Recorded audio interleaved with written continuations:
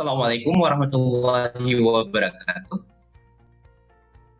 Eh, Alhamdulillahirabbil alamin wassalatu wassalamu ala asyrafil anbiya'i wal mursalin wa ala alihi wasahbihi ajmain. Pertama-tama mari sama-sama kita memanjatkan puji syukur kehadirat Allah Subhanahu wa taala yang mana sampai dengan hari ini kita masih bisa saling bertatap muka meskipun hanya dalam bentuk jaringan. Selawat beriring salam, mari pula sama-sama kita sanjung sajikan ke pangkuan alam Nabi besar Muhammad Sallallahu Alaihi Wasallam, yang mana berkat perjuangan beliau telah membawa begitu banyak perubahan, di antaranya telah membawa kita dari alam kebodohan ke alam yang penuh dengan ilmu pengetahuan. Bapak dan Ibu yang saya hormati, perkenalkan nama saya Budi Setiawan. Saya bertugas sebagai Kepala SD Negeri Blangkedah, Kecamatan Tirotrusep di Kabupaten Pidi, Provinsi Aceh. Bapak dan Ibu, SD Negeri Blangkedah itu adalah salah satu sekolah di daerah khusus. Tentunya hal ini juga akan menjadi perbedaan dengan sekolah-sekolah layaknya sekolah umum sebagaimana biasa, di mana untuk akses jaringan internetnya saja, untuk akses jaringan teleponnya saja, untuk sekolah kami belum miliki. Bukan hanya sekolah, untuk wilayah kami malah di daerah Blangkedah itu belum kami punyai. Sehingga untuk melakukan pembelajaran secara daring, tentunya ini akan menjadi suatu masalah yang sangat besar. Karena tidak adanya kesiapan dalam proses internetnya tidak ada, sehingga tidak memungkinkan. Selanjutnya Bapak dan Ibu,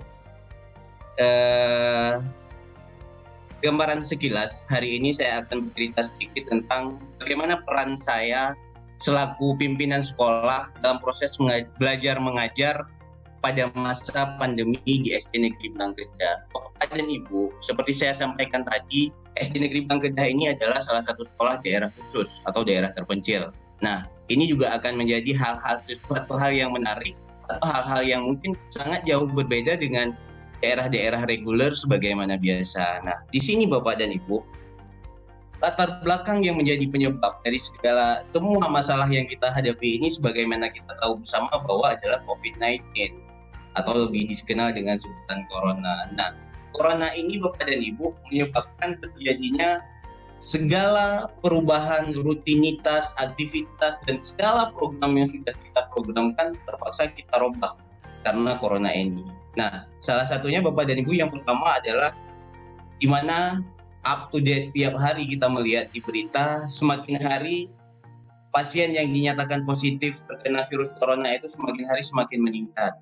Ini juga jadi salah satu masalah Bapak dan Ibu. Kemudian yang kedua, meskipun pembelajaran di sekolah memang sudah sesuai dengan surat edaran Menteri memang harus dihentikan untuk sementara, sehingga pihak sekolah mencoba mencari alternatif baru bagaimana mengakali atau mensiasati sehingga anak-anak kita ini masih bisa tetap belajar meskipun dalam kondisi dan situasi yang berbeda. Nah, salah satu yang sedang booming atau memang sedang kita laksanakan adalah belajar di rumah. Mungkin untuk sekolah lain Bapak dan Ibu, proses pembelajaran di rumah itu bisa dilakukan secara daring. Nah, untuk kami daerah khusus, kami tidak bisa melaksanakan proses belajar secara daring. Jadi, kami harus melakukan guru yang harus terjun ke rumah-rumah siswa, guru sendiri yang harus langsung menuju ke balai-balai desa atau rumah-rumah siswa untuk melaksanakan proses pembelajaran. Oleh karena itu Bapak dan Ibu, langkah yang pertama sekali yang saya lakukan adalah tentunya sosialisasi. Saya memanggil guru-guru saya Bapak dan Ibu, saya menjelaskan adanya begitu banyak perubahan tentang proses pembelajaran yang harus kita lakukan. Kalau dulu kita bisa melaksanakan proses pembelajarannya secara langsung di sekolah, tapi hari ini kita harus memikirkan cara lain. Anak-anak kita harus tetap belajar, apapun ceritanya. Karena bagi saya dan teman-teman di sekolah, COVID-19 itu bukan penghalang. Pendidikan harus tetap jalan.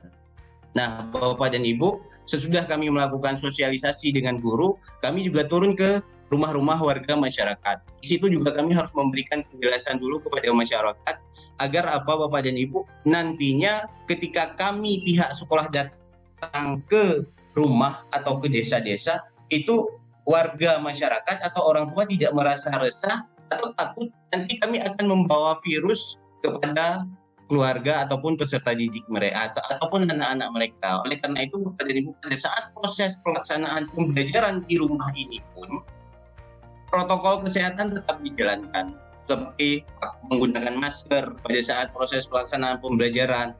Kemudian guru pada saat ke rumah-rumah siswa itu membawa hand sanitizer untuk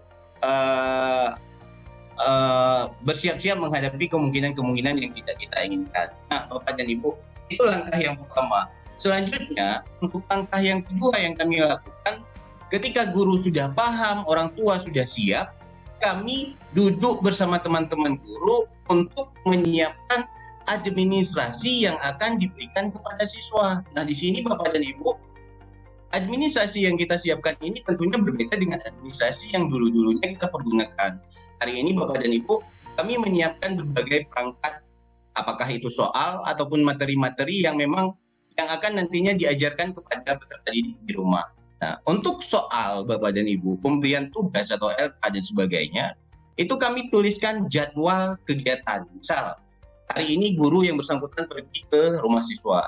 Nah, pada saat pemberian kedatangannya ke rumah siswa, itu di lembaran LK atau soal-soal yang diberikan, itu sudah tertuliskan jadwal kegiatan pada saat harus dikerjakan.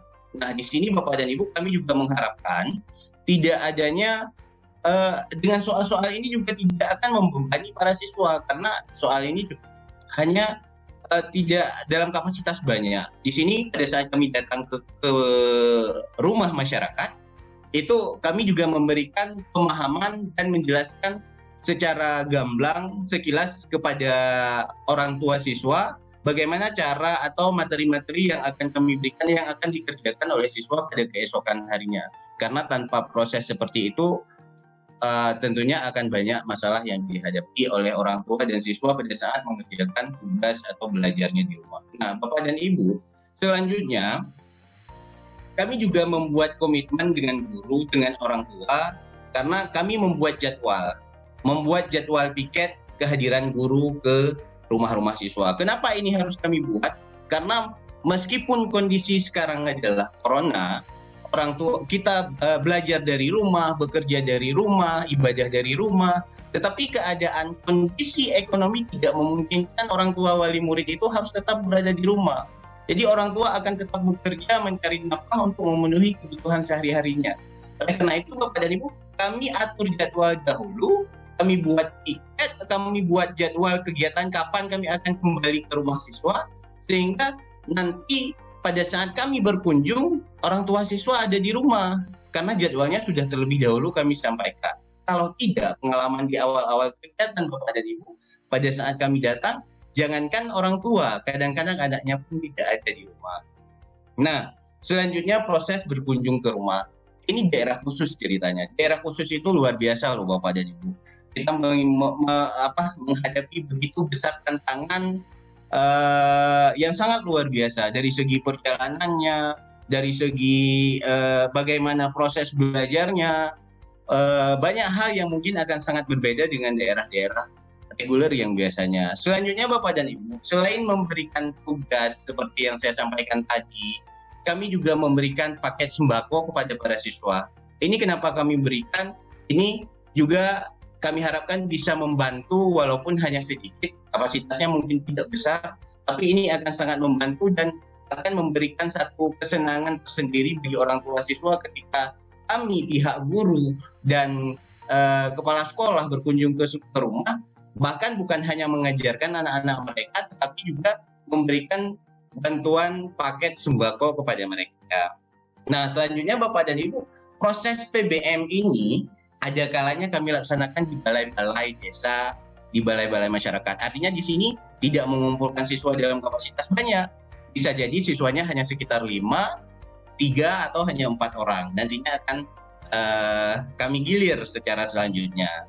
Dan seterusnya, saya selaku kepala sekolah, Bapak dan Ibu, tentu saya juga memiliki peran mendampingi bagaimana proses pembelajaran dilaksanakan selama pandemi ini. Karena tanpa pemantauan, tanpa kunjungan, dan perhatian dari kita pihak sekolah, mungkin guru juga akan merasa acuh tidak acuh. Sehingga Bapak dan Ibu, dari inilah kita bisa melaksanakan proses pembelajaran secara belajar di rumah, gurunya yang langsung ke rumah. Selanjutnya, kepala sekolah itu Bapak dan Ibu, dia harus memiliki sikap among. Among di sini yaitu kepala sekolah dan guru itu kan sebagai among bagi para siswa, bagi masyarakat, bagi anak-anak, bagi peserta didik. Nah, di sini kepala sekolah dan guru itu saling memberikan bersikap, saling mengasah, saling mengasih, saling membimbing dan seterusnya. Selanjutnya Bapak dan Ibu, yang kedua, kita harus menjamin kualitas belajar murid di rumah. Artinya Bapak dan Ibu, meskipun pembelajaran pada saat ini adalah pembelajaran pada masa pandemi ini tidak maksimal sebagaimana pembelajaran biasa, tapi selaku kepala sekolah kita harus memenuhi fungsi dan tugas kita dalam melaksanakan pembelajaran di masa pandemi dengan cara memberikan dukungan kepada para guru dalam melaksanakan proses belajar mengajar di rumah. Karena ini akan cukup melelahkan Bapak dan Ibu. Bukan setiap hari di jadwal yang sudah ditentukan, guru harus berkunjung ke rumah-rumah siswa. Kalau dulu kan hanya ke sekolah, selesai ceritanya. Nah, dan yang ketiga Bapak dan Ibu, kepala sekolah itu harus melaksanakan fungsi manajemen dan kepemimpinannya sebagai kepala sekolah. Di sini kepala sekolah harus membuat perencanaan secara terprogram, kemudian melaksanakan semua program atau perencanaan yang sudah dibuat dan melakukan evaluasi secara kontinu dalam program pembelajaran. Selain itu Bapak dan Ibu, kepala sekolah selaku leader atau manajer di sekolah, dia pada saat masa pandemi ini juga harus siap dengan adanya berbagai perubahan. Salah satunya dengan menyiapkan sanitasi atau wastafel, tempat-tempat cuci tangan yang nantinya ketika sekolah sudah normal, itu sekolah kami sudah siap dengan beberapa tempat cuci tangan yang akan digunakan pada saat sekolah kemungkinan 13 Juli nanti. Kemudian kami juga sudah menyediakan masker untuk para siswa dan ini juga akan membantu mengatasi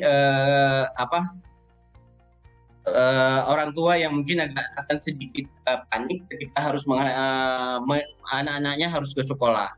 Selanjutnya juga ada hand sanitizer, kemudian sudah kami semprotkan disinfektan di sekolah dan segala protokol kesehatan itu harus menjadi prioritas. Kita tidak boleh menganggap ini remeh, tapi tetap harus melaksanakan segala protokol kesehatan yang sudah ditentukan. Kemudian Bapak dan Ibu, kepala sekolah itu juga harus selalu melakukan monitoring dalam pembelajaran. Nah, disinilah fungsi kita sebagai kepala sekolah melakukan analisis kebutuhan monitoring, menyusun instrumen, apa-apa saja yang menjadi kendala pada saat proses pembelajaran selama pandemi. Dari hasil yang sudah kita susun,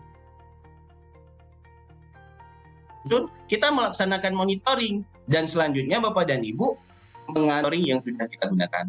Selanjutnya, yang terakhir Bapak dan Ibu, yang terakhir sebagaimana tugas kepala sekolah sebagai biasa adalah melaksanakan supervisi pembelajaran.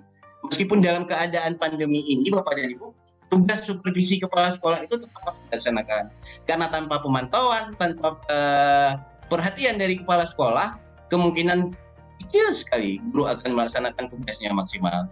Sehingga Bapak dan Ibu pada saat membuat supervisi ya sebagaimana biasa, yang awalnya kita buat perencanaan, melaksanakan supervisi dimulai dengan pra-observasi, kemudian melakukan pengamatan pada saat proses pendampingan di rumah, dan seterusnya mengevaluasi pelaksanaan supervisi yang sudah kita lakukan. Jadi hasilnya apa Bapak dan Ibu? Yang pertama adalah PBM tetap berlangsung meskipun sebagaimana kita ketahui bersama tidak maksimal karena ini suasana yang berbeda. Yang kedua,